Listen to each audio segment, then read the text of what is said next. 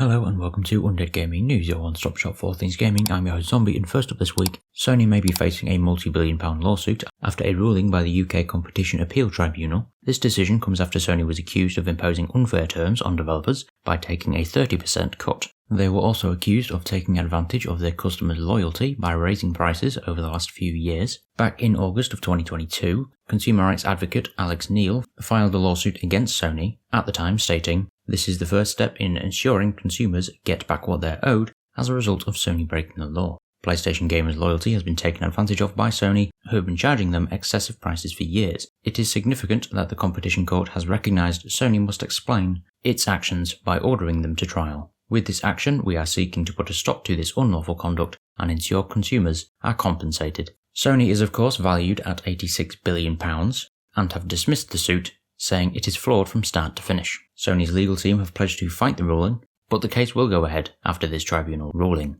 PlayStation customers may receive compensation as a result of this class action suit. Between August 19th, 2016 and August 19th, 2022, almost 9 million customers made a purchase on the PlayStation Store. If you were one of those people who bought an item from the store during that time frame, then you could be in line for compensation ranging from £67 to £562 plus interest. If, of course, Sony loses. The lawsuit process, however, is expected to take several years, so PS5 users will need to wait before their outcome is decided, and they can see if they're even eligible for a refund. However, in other news, Bayonetta series director Hideki Kamiya wanted to make 9 entries in the franchise, and suggested that he probably shouldn't work with any other famed Japanese game developers. Earlier this year in September, Kamiya announced his surprise exit from Platinum Games, the studio that he co-founded with Resident Evil legend Shinji Mikami, after 16 years.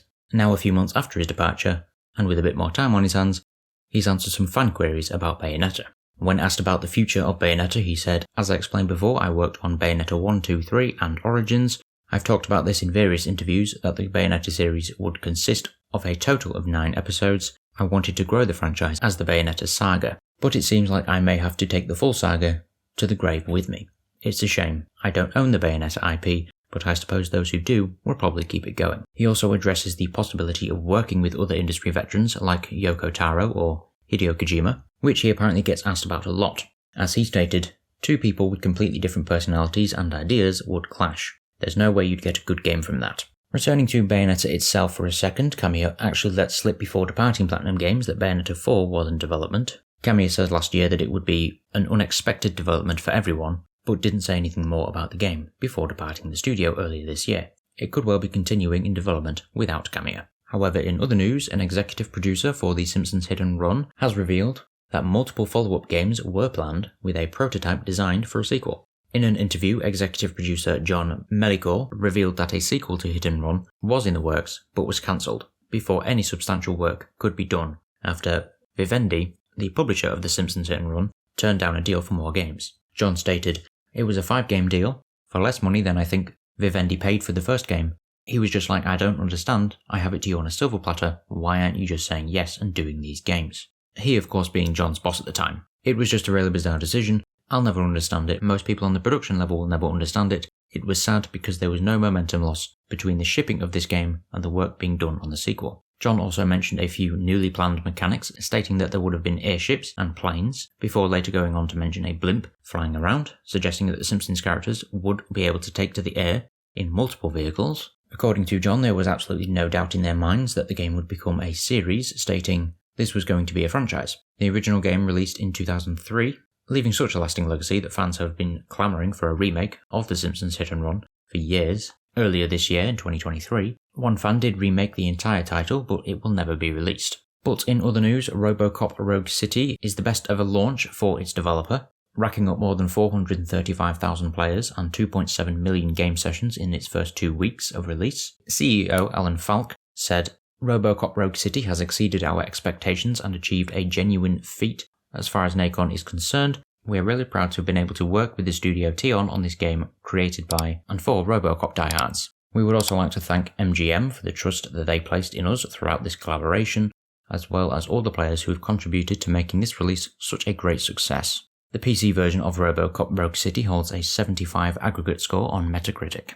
However, in other news, a patent filed by EA reveals that the company is looking into ways to implement player-voiced characters into its games. The patent aims to allow players to make their in-game characters communicate by using their own voices. The patent was submitted back in 2020 but recently was made publicly available. The patent's abstract reads, "A computer-implemented method of generating speech audio in video game is provided.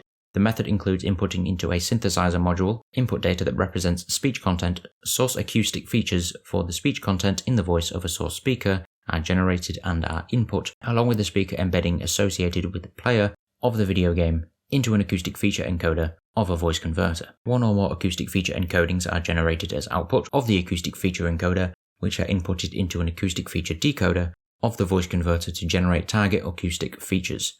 The target acoustic features are processed with one or more modules to generate speech audio in the voice of the player. Many modern video games provide players with the ability to create their own personalized characters or avatars. In some video games, players may be able to configure their avatars to speak in different voices. However, previous approaches of generating speech audio in a particular voice typically requires many speech samples, example hours of speech samples, in order for the synthesizer to accurately capture the voice in the synthesized speech audio.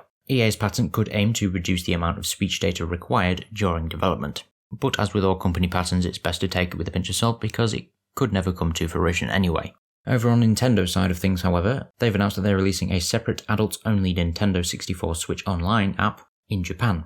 Nintendo 64 Switch Online 18 Plus was released alongside GoldenEye 007 and Jet Force Gemini on November 30th, and unlike the subscription service's other N64 games, Japanese users will be required to download and launch the separate app in order to play the two classic rare titles. The drastic circumvention is almost certainly due to Japan's age rating requirements.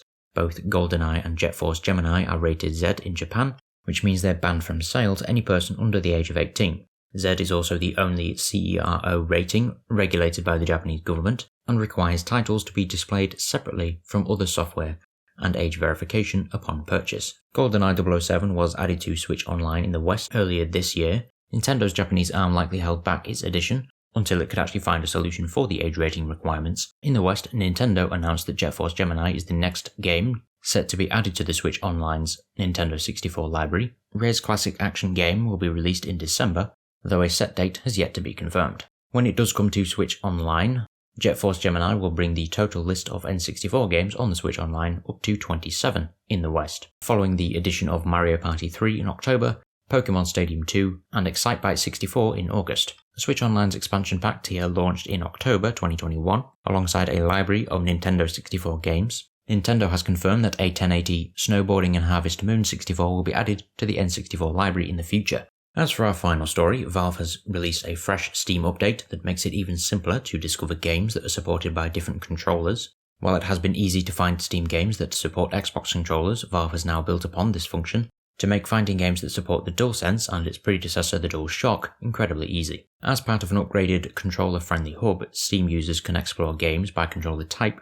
when browsing the vast library. It will default to the controller that any given user has played with most recently, but there is also the option to adjust the filters. Valve explained by saying these improvements add better options for sorting and filtering areas of the Steam store, seeing clear compatibility information on individual store pages, and finding whether games in one's library will work well with the controller in their hands. According to the post, over 3 billion game sessions included a controller over the past 12 months. Of this number, 60% used an Xbox controller, 27% used a PlayStation model, and the remaining percentage was Steam Deck, Switch Pro, and hundreds of other controller models. Records from this same period, ending in November 2019, saw 990 million controller sessions, showing just how much controller use has grown since that time. While mouse and keyboard still reign supreme on Steam, Valve has said around 12% of its active players use a controller regularly. Meanwhile, there is a number of games, such as sport titles, that see up to 80% of their player base using a controller, according to Valve. But that's all we have time for this week. If you have any thoughts on anything discussed this week, please leave it in the comment section below as always, and I will see you next week. Goodbye.